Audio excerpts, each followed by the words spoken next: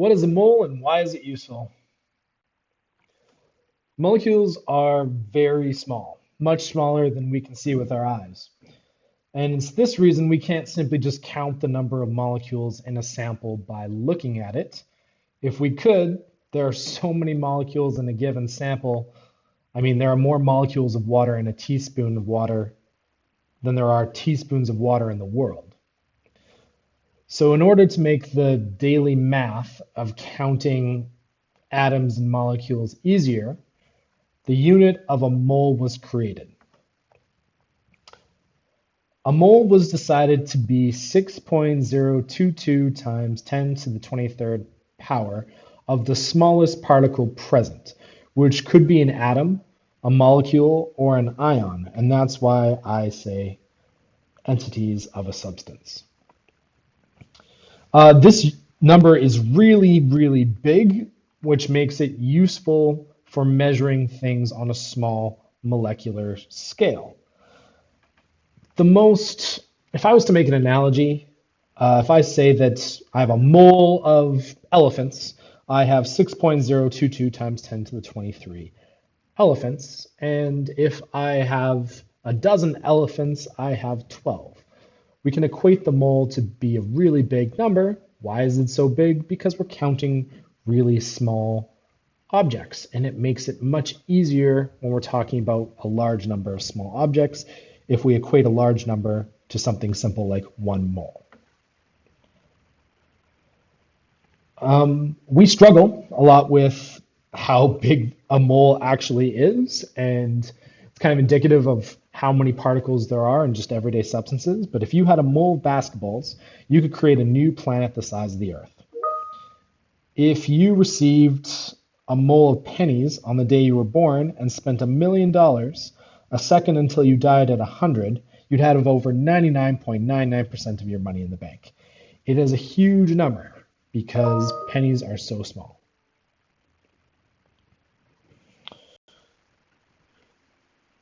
The reason why the mole is useful is because it helps to convert really, really large numbers of molecules into small numbers that we can work with.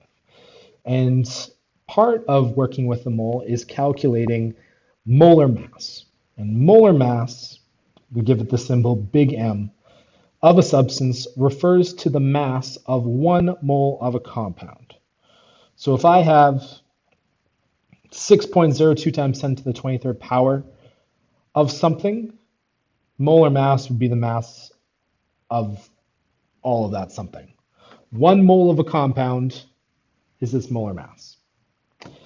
So for example, determine the molar mass of the following. And they give me sodium and they give me oxygen. So if I had 6.02 times 10 to the 23 atoms of sodium, the question is asking me how much would that weigh in grams? And fortunately, our periodic table can help us with that. So sodium, when we look at sodium in our periodic table, the mass is actually located. Whoa, that is really, there it is. It's right there. That is the mass. So if you had a mole of sodium, or you had 6.02 times 10 to the 23 atoms of sodium, that would weigh 22.99 grams. The unit, 22.99 grams.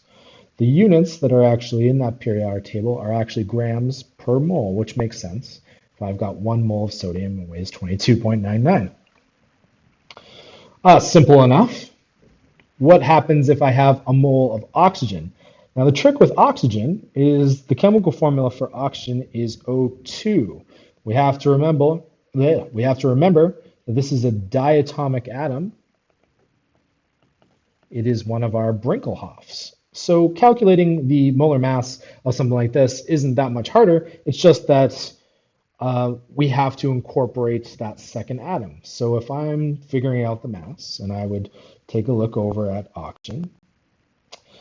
So 1 mole of just O would be 16 grams per mole, but I have 2 Instead, I'm saying, all right, 2 times 16.00 grams per mole, and that'll give me 32.00 grams per mole. And that's great. And so this is really easy if we're talking about elements. We can just look at the periodic table. The periodic table gives us the mass of 1 mole of a substance. We just have to watch out for polyatomic or diatomic Brinkelhoffs. What happens if we're dealing with a compound which is a little bit more complex? It's time for a dad joke.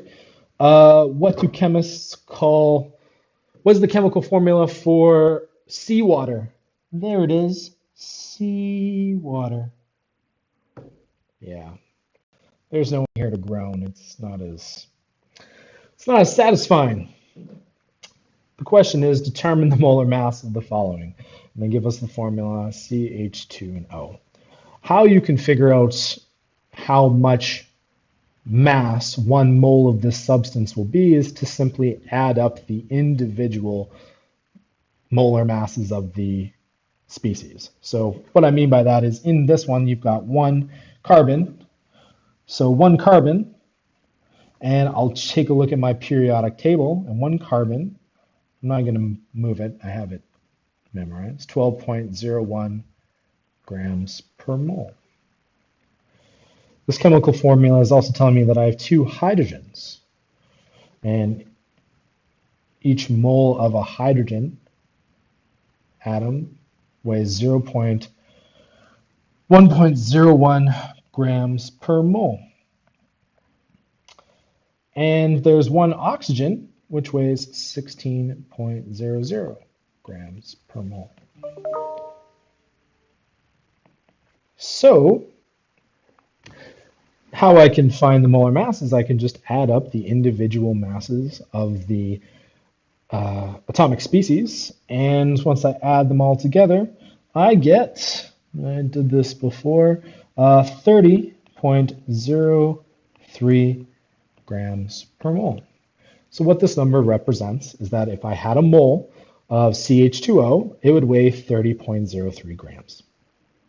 And remembering that a mole is equivalent to 6.02 times 10 to the 23 molecules of this substance. My second example is sodium iodates. The first example gave me the actual formula, but for this one, they just give me words, so I have to convert that into its chemical formula. So that's sodium. And, iodate. Well, it ends with ATE, so there it is. Iodate is a polyatom, so it's IO3 1 minus. IO3. Sodium is a 1 plus, iodate is 1 minus, so canceling out my charge, it's NaIO3. And now I can just add up the individual masses.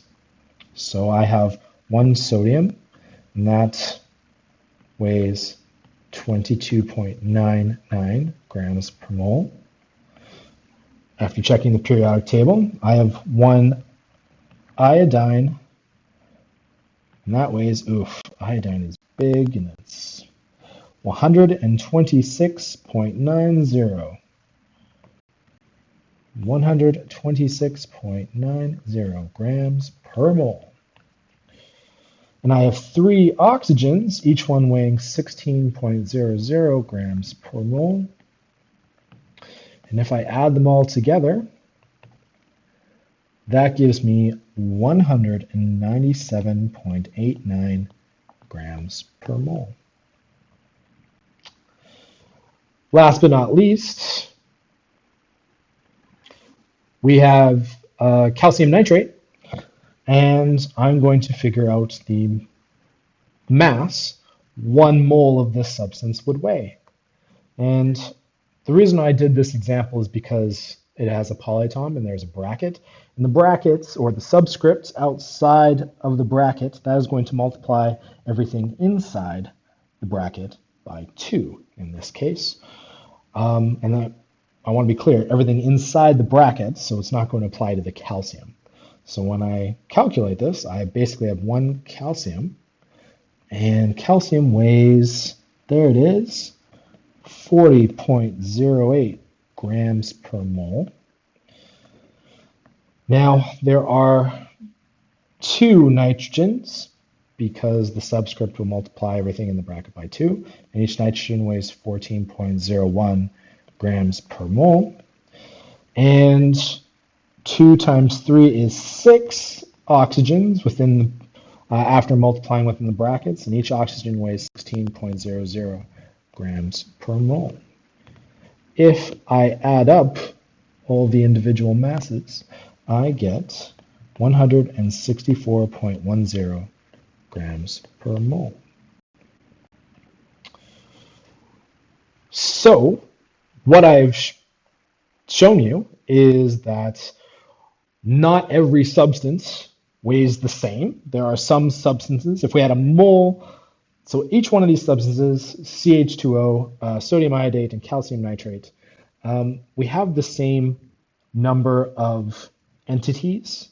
However, you can see by their different masses, not every mole of a chemical weighs the exact same, which makes sense. I mean, if you had a mole of feathers, you had a mole of elephants, obviously something weighs more than the other, and it's the same thing for chemical compounds.